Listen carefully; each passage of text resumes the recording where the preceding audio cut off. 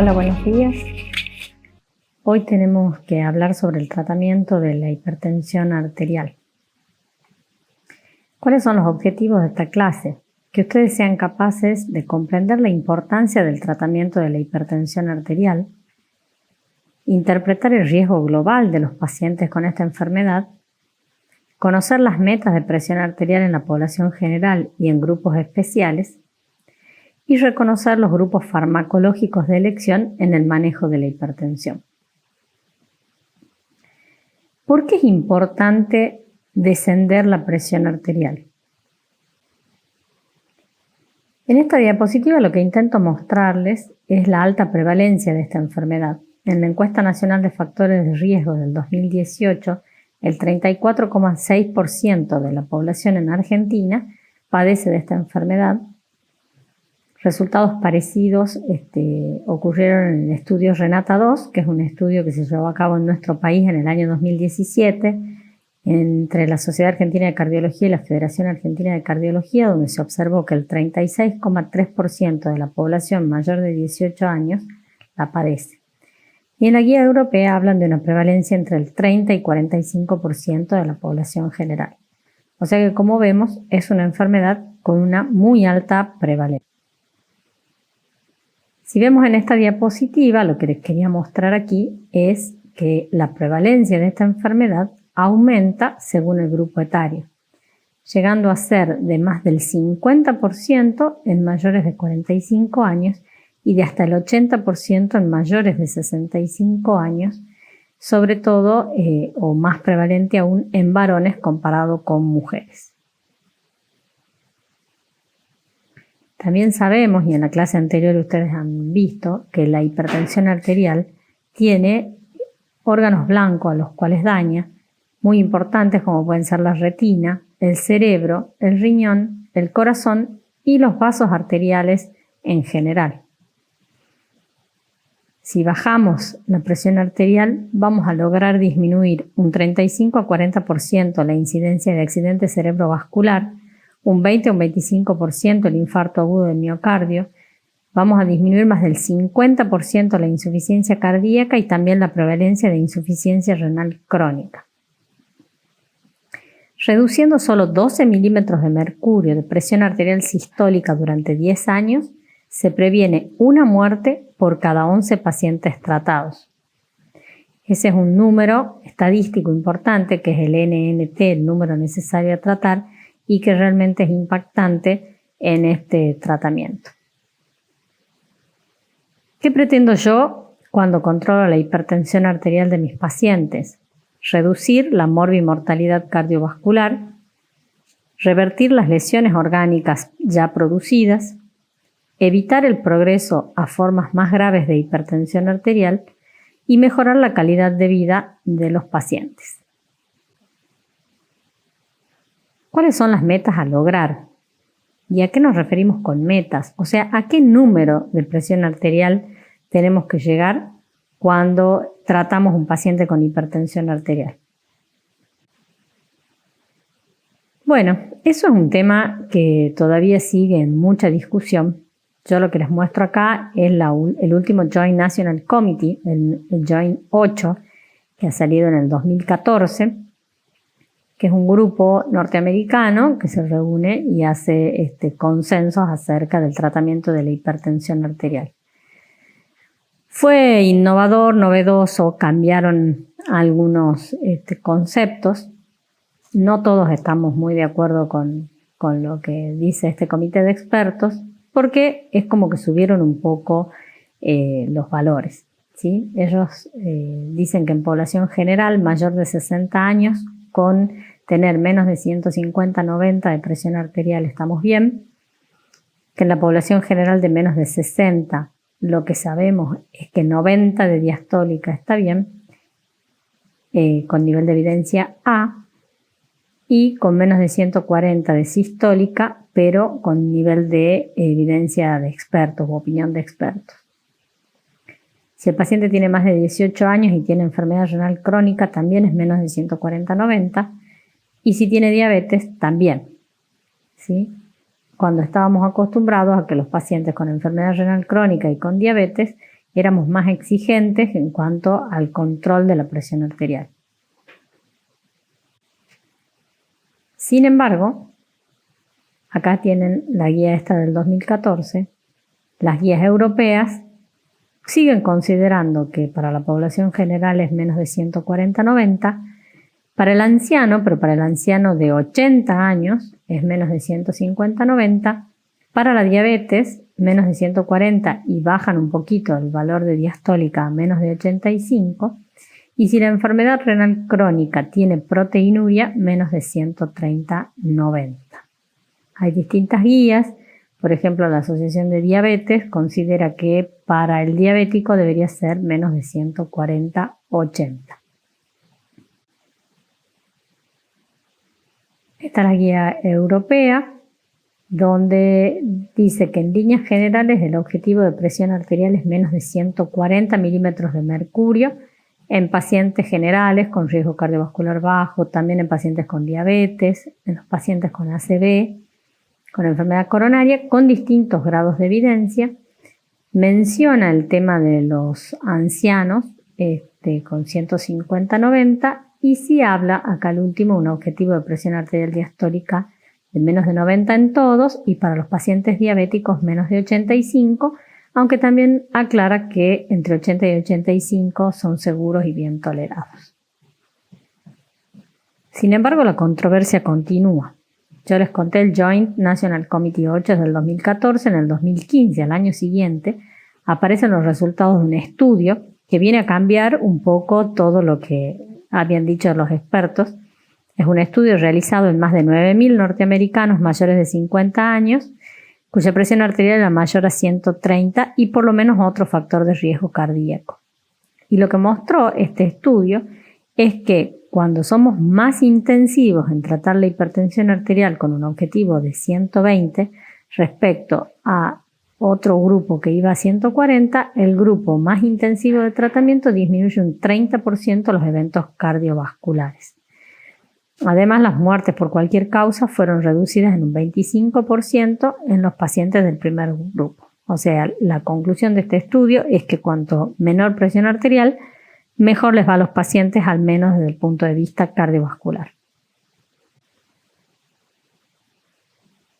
Siempre se debe recordar que el paciente no es solo una cifra de presión arterial, hay que recordar el riesgo global de los pacientes, ¿sí? Porque las metas y la intensidad de las intervenciones también van a depender de eso. ¿Y a qué me estoy refiriendo? Les muestro acá una tabla. Esta tabla puntualmente es la tabla que diseña la OMS para países como la Argentina. Independientemente de eso, es para que se familiaricen. Hay distintos tipos de estas tablas, pero básicamente lo que muestra esto es para personas con diabetes. Importa la presión arterial sistólica, pero también importa si es hombre o mujer, si fuma o no fuma, en qué grupo etario se encuentra y los niveles de colesterol.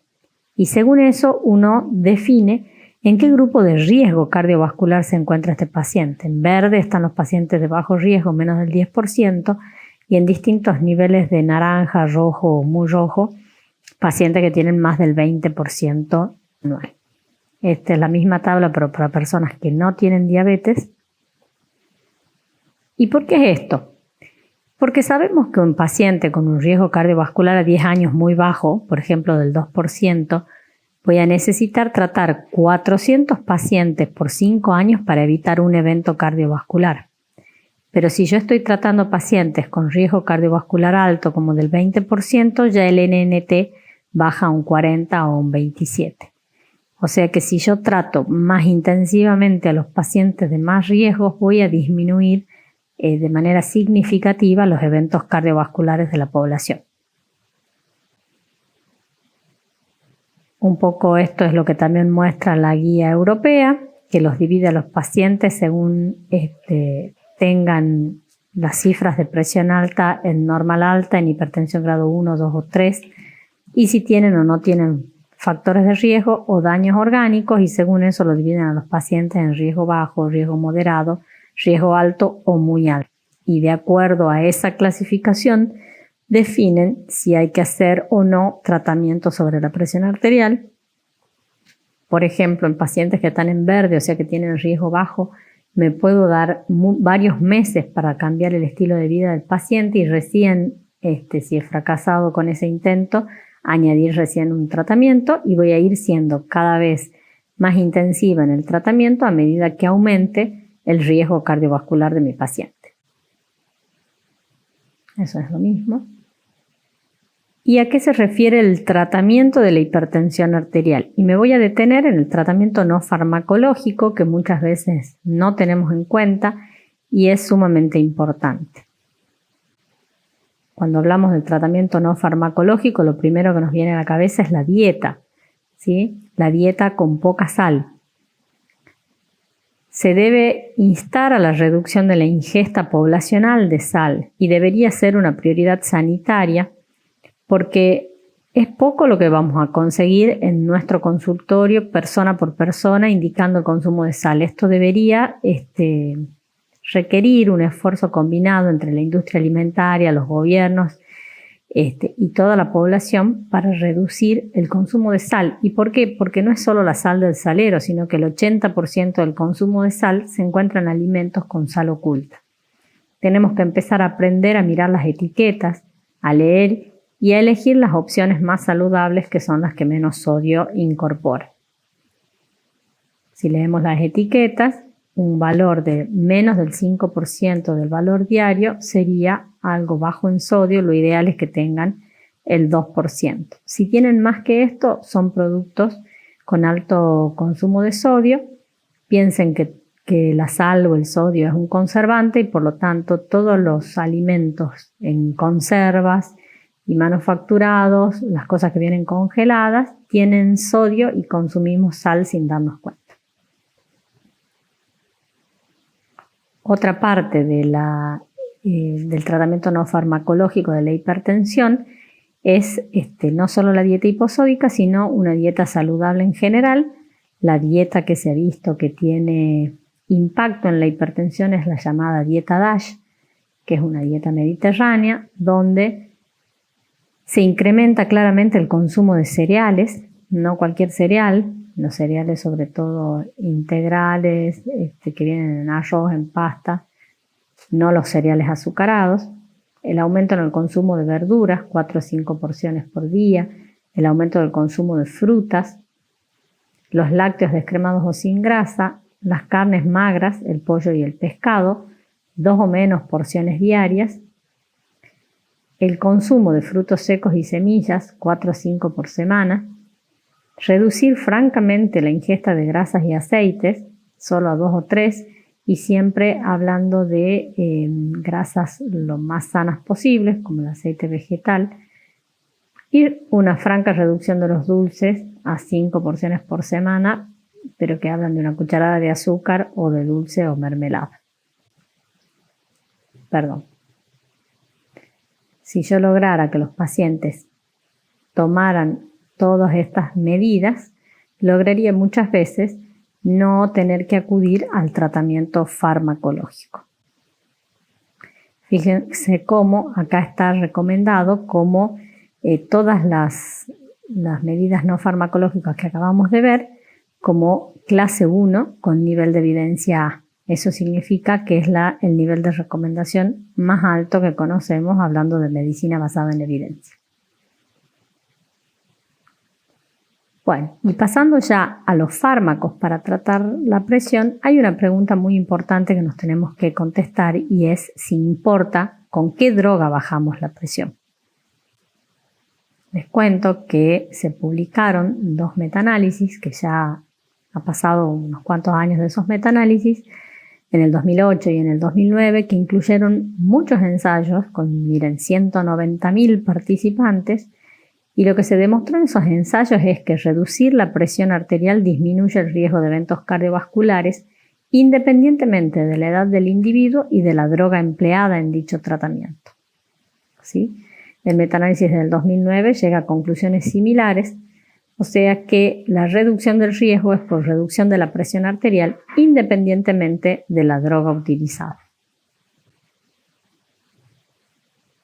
O sea que el mayor determinante para disminuir el riesgo cardiovascular de los pacientes es el descenso de la presión arterial en sí misma. Sin embargo, hay grupos de fármacos recomendados que serían los grupos de fármacos de primera línea, dentro de los cuales podemos elegir iniciar con cualquiera de ellos. Estos grupos siempre han sido 5, en este momento ahí ven 4 y ya les voy a explicar por qué. Están los diuréticos tiacídicos, los inhibidores de la enzima convertidora de angiotensina, los bloqueantes de los receptores de angiotensina 2 y los bloqueantes cálcicos. El quinto grupo siempre fueron los beta bloqueantes, que los pongo entre signos de preguntas porque hay discusión acerca de si realmente deben considerarse drogas de primera línea. ¿A qué me refiero con drogas de primera línea? Que nosotros podríamos iniciar el tratamiento de nuestros pacientes con hipertensión arterial con cualquiera de estos grupos como tratamiento inicial y de monodroga. Después vamos a ver igualmente que hay grupos de pacientes que tienen otras enfermedades que van a requerir un grupo de droga en particular. Veamos cada uno de estos grupos uno por uno. Diuréticos tiacídicos. Los diuréticos tiacídicos, en este grupo se encuentra la hidroclorotiacida, la clortalidona, la indapamida. Lo que hacen los diuréticos tiacídicos es inhibir la reabsorción de sodio a nivel del asa de Henle y el túbulo distal, y también producen excreción de potasio. Se administran vía oral cada 24 horas. La dosis de hidroclorotiacida y clortalidona va entre 12,5 a 25 miligramos por día, la indapamida 2,5 miligramos.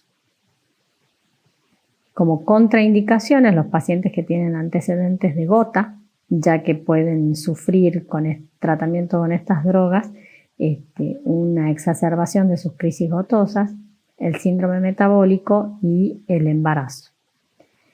Los diuréticos tiacídicos han sido durante mucho tiempo discutidos. Les cuento que hubo un gran estudio que se llama OLHAT, que mostró que son drogas muy seguras y muy potentes para bajar la presión arterial y que reducen claramente los eventos cardiovasculares de los pacientes. Tienen como efectos colaterales la hiponatremia, la hipocalemia y la alteración del metabolismo. Con respecto a esto de la alteración del metabolismo, se los criticó mucho a los diuréticos tiacídicos porque pueden producir aumentos de la glucemia y aumentos del colesterol. Sin embargo, en este estudio que les mencionaba antes, se demostró que esos discretos incrementos en la glucemia y en el colesterol no afectan o no impactan a nivel de los resultados clínicos del paciente. Son excelentes drogas antihipertensivas y son muy útiles cuando queremos hacer asociaciones de drogas. Los IECA, el grupo quizás más conocido y más utilizado, de los cuales acá en la Argentina usamos mucho el enalapril, también entra en este grupo el lisinopril, ramipril y captopril. Los inhibidores de la ECA disminuyen la concentración de angiotensina 2 y aumentan las bradicininas, lo que produce un efecto vasodilatador y esa es la explicación de su mecanismo antihipertensivo. El enalapril se administra siempre cada 12 horas, ya que su vida media es corta, y la dosis va entre 50 a 40 miligramos por día. Está contraindicado en el embarazo y en la estenosis bilateral de la arteria renal, y sus efectos colaterales, el principal y el más frecuente es la tos, que está descrita hasta en el 10% de los pacientes que toman esto. Es una tos seca que genera como una picazón en la garganta y que se vuelve realmente muy molesta y es motivo de suspensión del fármaco. El angioedema o edema angioneurótico, que puede ser una situación realmente grave, y la hipercalemia. Por eso siempre que empezamos con este fármaco tenemos que citar al paciente en 15 a 20 días con un control de laboratorio para ver su función renal y para ver el dosaje de potasio.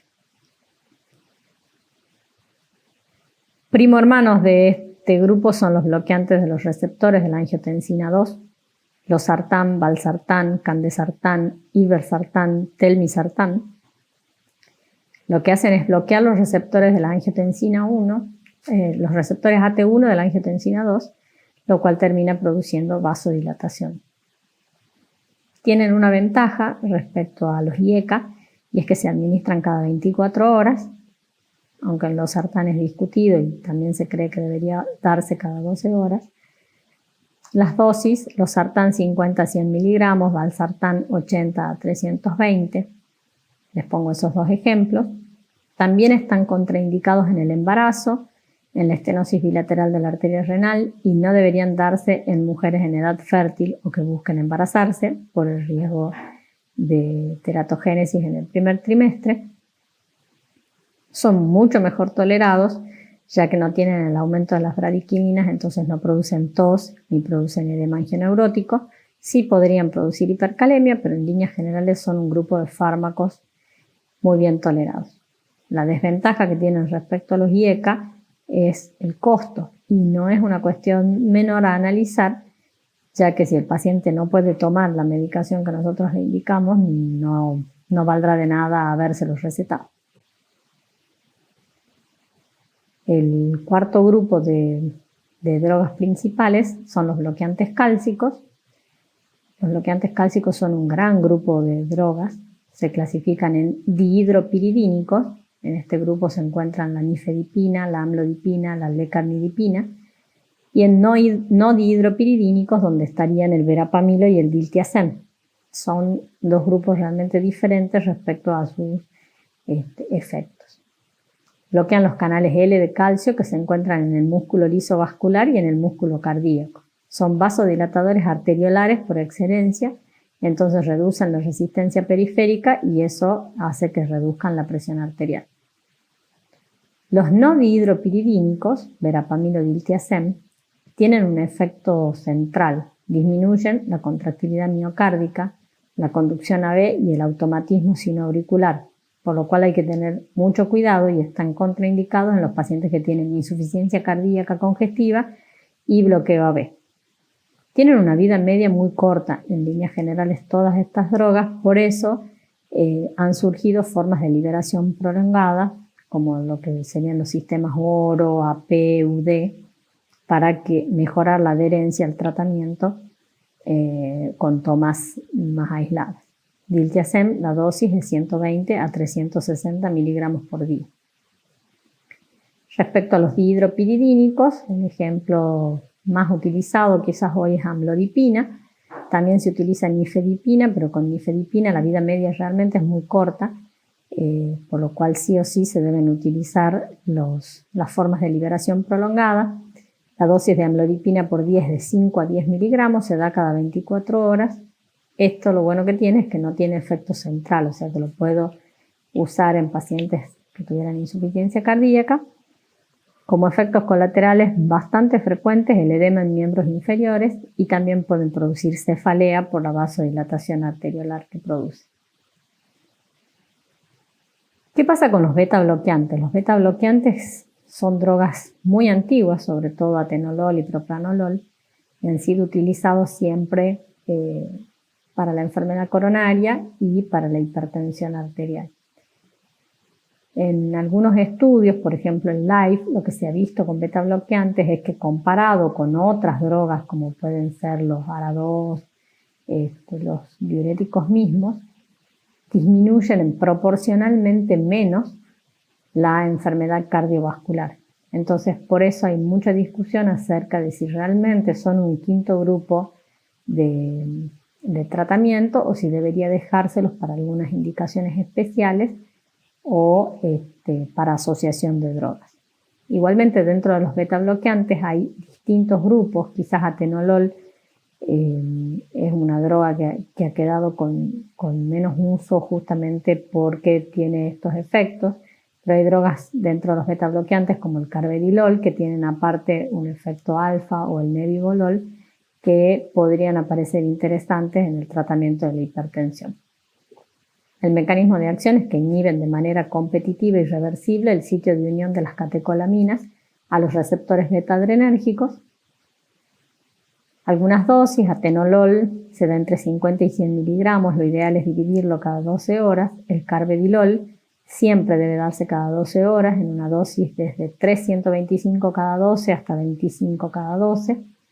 Y el bisoprolol se da cada 24 horas entre 5 y 10 miligramos. es un grupo de drogas que tienen efectos colaterales como la astenia. En general, si uno le da a pacientes muy jóvenes beta-bloqueantes, pueden sentirse agotados. Pueden dar bradicardia y bloqueos AB por su efecto en la contractilidad y en el automatismo del corazón. Una queja frecuente es la disfunción eréctil, el empeoramiento de la claudicación intermitente, el broncoespasmo y también alteraciones metabólicas con aumento de la glucemia y del colesterol. Como contraindicación absoluta, nunca deberían darle beta-bloqueantes a un paciente que tiene asma bronquial, no así EPOC, que es una contraindicación relativa, y algunos estudios han mostrado una mejor sobrevida en pacientes EPOC que toman bisoprolol. El bloqueo AB de alto grado, como el de segundo y tercer grado, también es una contraindicación absoluta, y el paciente que tiene enfermedad arterial periférica severa. Con esta diapositiva lo que les quiero mostrar es este estudio RENATA que les contaba que se hizo en el 2017, donde se observa claramente que en la Argentina el grupo de elección de drogas son los inhibidores de la ECA, un 44% de varones, un 40% de mujeres, seguidos por los ARA2. Los beta-bloqueantes tienen un 20% de uso, un uso relativamente bajo de antagonistas cálcicos y de diuréticos, a pesar de lo que les he comentado, de estudios donde hablan realmente muy a favor de los diuréticos. Y estos son los antialdosterónicos, que en realidad están indicados para la hipertensión arterial refractaria. En esta diapositiva les dejo simplemente son las dosis iniciales y las dosis target y cómo se divide, si se divide una o dos veces por día las drogas, que es más o menos lo que ya hemos visto anteriormente. Y acá las contraindicaciones absolutas y relativas de los tiazidas, de los beta-bloqueantes, de los antagonistas cálcicos, de los IECA, los ARA2. Ahora bien, ustedes me podrían preguntar, bueno, a ver, con tantas drogas que podemos utilizar, ¿con qué droga trato a mi paciente? Y aquí está algo que es muy importante tener en cuenta, y es que el tratamiento de la hipertensión arterial debe ser personalizado. Y esto no es una frase hecha, sino que realmente va a depender qué paciente tengo al frente mío, el grupo de drogas que yo voy a utilizar. Si mi paciente es un paciente sin ninguna otra comorbilidad, sin ninguna otra enfermedad, voy a poder utilizar de manera indistinta cualquiera de las drogas de los 4 grupos iniciales, o también de los beta-bloqueantes, de acuerdo a cuál recomendación sigamos. Pero sí hay pacientes que tienen algunas enfermedades en particular que van a requerir que yo elija o prefiera una droga sobre otra. Un ejemplo son los pacientes con insuficiencia cardíaca. Para prevenir la insuficiencia cardíaca vamos a simplemente disminuir la presión arterial con cualquier droga. Pero si mi paciente ya tiene disfunción ventricular asintomática, o sea, es un paciente que nunca tuvo síntomas ni signos de insuficiencia cardíaca, pero yo le hago un ecocardiograma y veo que ya tiene deprimida su función ventricular, están indicados los inhibidores de la ECA y los beta-bloqueantes. Siempre que yo pongo IECA, deben saber que junto con eso pueden ir los ARA2 si el IECA ha dado algún efecto colateral o el paciente no lo tolera. Y en la insuficiencia cardíaca sintomática, el paciente siempre deberá estar tratado con IECA, beta-bloqueantes o ARA2, IECA o ARA2, beta-bloqueantes, y en este caso se agrega la espironolactona. En el caso de un paciente con enfermedad coronaria, o sea, un paciente que tiene angina de pecho, los beta-bloqueantes son indiscutidos y se puede asociar o alternar, si el paciente no tolera los beta-bloqueantes, con bloqueantes cálcicos.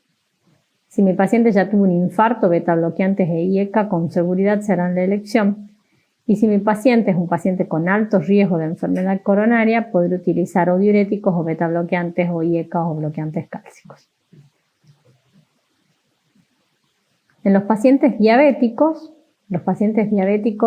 tienen una hipertensión arterial difícil de manejar y en líneas generales van a requerir 2 a 3 drogas para cumplir el objetivo. Siempre deberían tener un IECA o un ARA2, ya que estos disminuyen la progresión de la nefropatía y reducen la proteinuria, porque su mecanismo de acción vasodilata la arteriola eferente. Eso disminuye la hiperfiltración y disminuye la proteinuria y va a retrasar claramente la progresión de la nefropatía diabética. Como voy a necesitar 2 o 3 drogas, a esas drogas y ECAs o ARA2 les agregaré tiazidas, beta bloqueantes, que quizás ustedes van a escuchar decir que están contraindicados en la diabetes, pero esto no es así. Y los bloqueantes cálcicos, esos 3 grupos de drogas, han demostrado disminuir eventos cardiovasculares en pacientes con diabetes. Si mi paciente tiene insuficiencia renal crónica, también va a ser difícil tratarle la presión y necesita un tratamiento agresivo con 2 o 3 drogas. Y ECA y ARA2 enlentecen la progresión de la enfermedad. Cuando mi paciente tiene un clearance menor de 30, ya por ejemplo no le daré diuréticos tiazídicos y pasaré a un diurético como la furosemida. Se utilizan mucho en este grupo de pacientes los bloqueantes cálcicos. Si mi paciente ya tuvo una ACV, los que están indicados en la prevención de la ACV recurrente son los IECA y las tiazidas. Como verán entonces, va a depender un poco qué paciente tengo yo adelante para decidir con qué grupo terapéutico manejo su hipertensión arterial. Esta diapositiva les agrega algunas otras situaciones. Supongamos, yo tengo un paciente obeso que tiene síndrome metabólico, que tiene dislipemia, y bueno, probablemente con ese paciente no voy a elegir de entrada o un diurético tiazídico y menos asociarlo a un beta bloqueante porque sé que puedo empeorar su síndrome metabólico y elegiré otras drogas e iré agregando de acuerdo a lo necesario. ¿Cómo se consigue que mi paciente llegue a las metas de presión arterial? Bueno, 2 de cada 3 pacientes van a necesitar asociaciones terapéuticas y estas asociaciones deberían instaurarse con niveles de presión de más de 20 y 10 milímetros de mercurio sobre el objetivo establecido.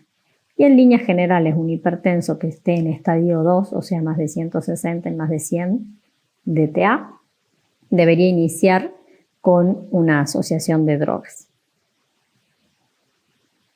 ¿Cómo se combinan los fármacos? Bueno, en esta diapositiva, que es bien gráfica, ustedes ven líneas verdes, esas serían las asociaciones ideales.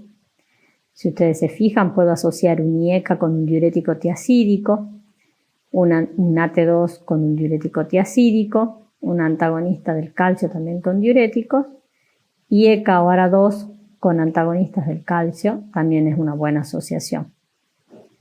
Entre líneas de puntos, porque quiere decir que se puede hacer, pero no sería lo ideal, beta bloqueantes y diuréticos, al igual que estas negras, y figura como roja o no realizable, IECA y ARA2, porque en general uno prefiere utilizar drogas de distintos grupos.